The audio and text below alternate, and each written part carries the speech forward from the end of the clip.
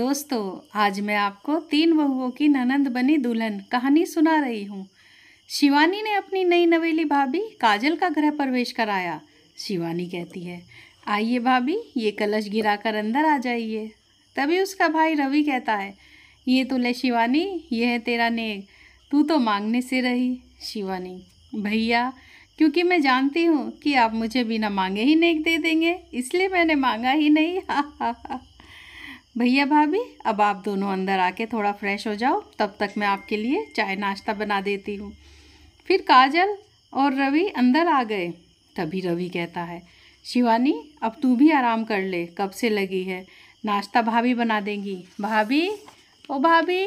तभी शिवानी, भैया, भाभी को आवाज़ मत लगाओ, दोनों भाभी सो रही है, वो बहुत थक गई थी। तभी रवि कहता है, अच्छा, तू नहीं थकी? शिवानी, ओहो भैया, बस आप लोगों को चाय नाश्ता करा के मैं भी थोड़ा आराम करूँगी। फिर शिवानी चाय नाश्ता बनाने रसोई में चली गई और चाय नाश्ता बना के उसने अपने भैया भाभी को करा दिया। फिर कुछ घंटों बाद उसकी भाभी उठ गई। शिवानी की बड़ी भाभी मीना कहती है, अरे वाह, कितनी बढ़िया नींद आई। अरे शिवानी, ज़रा एक कप चाय तो बना दे। शिवानी, अच्छा भाभी, अभी बना कर ला रही हूँ।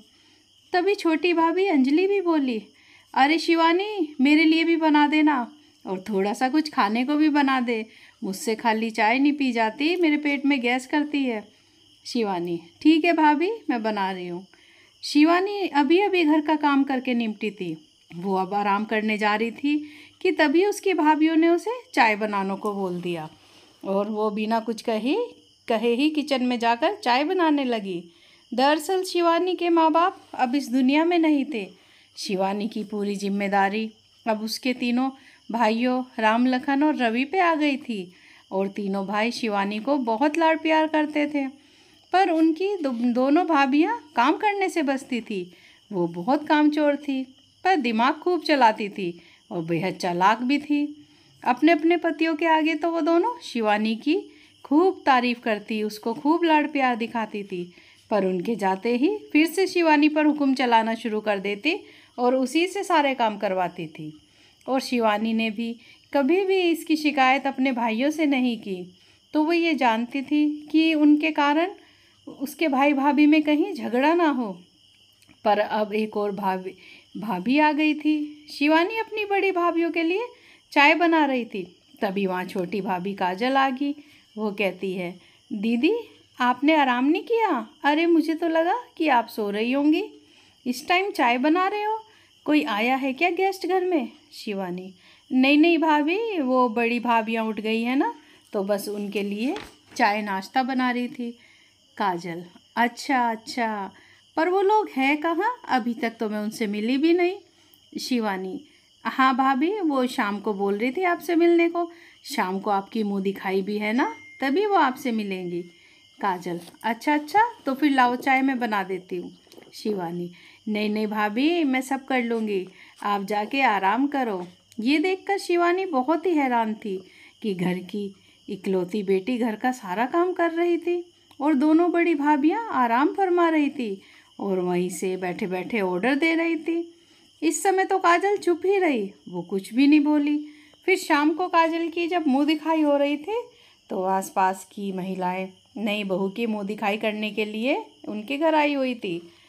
बड़ी बहू मीना कहती है, हाँ सही कहा आंटी जी, नई बहू तो हीरा है और अब इस हीरे को हम तराशेंगे, अब ये काम हमारा है। तभी मंजली बहू अंजलि कहती है, हाँ सही कहा दीदी आपने, और काजल, आपसे तुम्हें कोई फिक्र करने की ज़रूरत नहीं, बस जैसा हम कहें वैसा ही करते रहना। तभी उनकी एक पड़ोसन कहती है, क्यों, तुम क्या इसकी सास हो? मीना कहती है, सास नहीं है, पर इसकी जेठानी तो है ना, अब इस घर में रहने के तौर तरीके इसको हम ही सिखाएंगे ना, और कौन सिखाएगा? वो पड़ोसन कहती है, अच्छा, पर पहले तुम दोनों तो सीख लो घर के तौर तरीके, बाद में ही इसे सिखाना। पड़ोसन ने ये कहा कि तभी मीना और अंजलि उससे लड़ने लगी। फिर शिवानी ने आके मामला शांत किया और अब इस वाक्य को देखकर काजल अपनी दोनों जेठानियों को अच्छी तरह समझ चुकी थी। फिर अगले दिन काजल ने सबके लिए नाश्ता बनाया। नाश्ता करके बड़े भाई राम कहता है, अरे भाई वाह, क्या स्वादिष्ट पराठे बनाए हैं, खा के मज़ा ही आ गया। तभी शिवानी कहती है, भैया काजल भाभी ने बनाया है आज नाश्ता, और ये हलवा तो खा के देखो, ये भी बहुत ही गजब का बना है। और आज सुबह से सारा काम इन्होंने ही किया है, मुझे तो इन्होंने एक काम को हाथ भी नहीं लगाने दिया। तभी लखन भी कहता है, भैया इसके लिए तो कुछ इनाम मिलना चाहिए, वैसे भी काजल की ये पहली रसोई थी, उसने यहाँ पहली बार खाना बनाया है। तभी लखन ने कुछ पैसे निकाल कर काजल को दिए, फिर राम ने भी कुछ पैसे निकाल कर काजल को दे दिए। अब काजल और शिवानी तो बहुत खुश थी, पर मीना और अंजलि जल भुन गई। फिर दोनों मीना के कमरे में गई और कुछ बहुत देर तक खुसर फुसर करती रही। फिर उन दोनों ने काजल को भी वहाँ बुलाया। काजल आई और कहती है, हाँ जी भाभी, आपने बुलाया मुझे?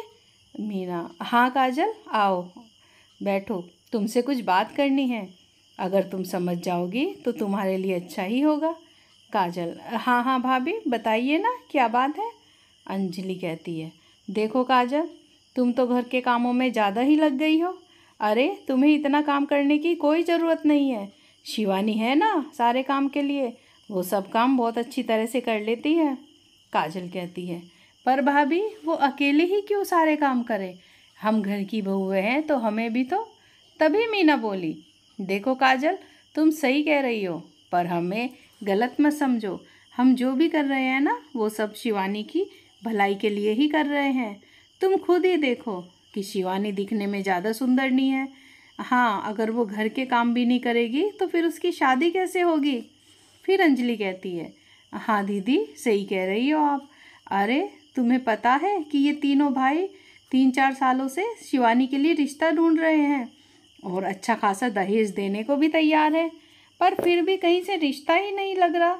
बस फिर हमने तो यही सोचा, शायद इसके गुणों से ही इसका रिश्ता हो जाए, मतलब कोई कमेरी लड़की देखकर ही शादी कर ले, शक्ल सूरत देख के तो कोई कर ही नहीं रहा।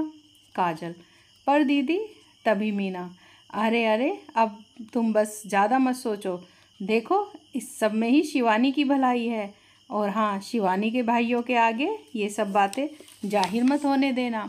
वो क्या है ना कि हमारे सास ससुर अपने बेटों से ये कहकर गए थे कि शिवानी के कदम बहुत शुभ हैं। अरे अगर इसके कदम इतने ही शुभ होते तो अब तक ये यूं कुंवारी ना बैठी रहती, अभी तक तो ससुराल में पहुंच गई होती। अंजलि भी कहती है, हाँ हाँ बिल्कुल ठीक कह रही हो दीदी, देखो जब काजल काम कर ही देती है और हम सबके काम वो पूरे समय पर करती है तो फिर हमें क्या ज़रूरत है खुद कुछ करने की। अरे आराम करो सारे दिन, और जब उसके भैया आ जाए तो तुरंत रसोई में पहुंच जाओ, तब तक वो शिवानी सब तैयार करके रख ही देती है, और तो और वो अपने भाइयों से कभी ये बात कहती भी नहीं है। तभी मीना, अरे चुप कर अब बस। अच्छा काजल ये बताओ, तुम समझ तो गई हो ना कि हम क्या कहना चाहते हैं? काजल, हाँ हाँ दीदी मैं समझ गई। अच्छा अब मैं जा सकती हूँ क्या? मीना, हाँ हाँ जा सकती हो, पर अपने कमरे में ही जाना, किचन में मत जाना। फिर काजल सीधे अपने कमरे में ही गई और शाम तक बाहर ही नहीं आई। ये देखकर काजल की दोनों जेठानियों को लगा कि उनका निशाना बिल्कुल ठीक लगा है, और अब उनकी देवरानी काजल भी उनकी टीम में शामिल हो गई है। फिर 5 दिन बाद मीना, अरे काजल भाई, तुमने बताया नहीं कि तुम्हारे मायके वाले आ रहे हैं, तुम यहीं रुको, मैं उनके लिए पानी मंगवाती हूँ। शिवानी, अरे ओ शिवानी पानी तो ला जरा। तभी काजल, अरे दीदी मैं लेके आती हूँ ना। मीना, अरे नहीं नहीं भाई, तुम्हारे मायके वाले आए हुए हैं, तुम इनके पास बैठो, इनसे बातें करो, वो शिवानी ले आएगी पानी और फिर चाय नाश्ता भी। तभी काजल, पर दीदी आज मेरे मायके वाले मुझसे नहीं बल्कि शिवानी दीदी से ही मिलने आए हैं, आप दोनों यहाँ बैठो, मैं अभी आती हूँ। मीना और अंजलि को कुछ समझ ही नहीं आ रहा था कि आखिर ये चल क्या रहा है। फिर तभी तीनों भाई भी वहाँ आ गए। फिर बड़ा भाई राम कहता है, जब मुझे काजल ने ये बात बताई मैं तो तब से ही बेहद खुश थी। लखन भी कहता है, हाँ भैया सही कह रहे हो, हम अपनी शिवानी के लिए जैसा घर और लड़का ढूंढ रहे थे ना, अब जाके ऐसा मिला है।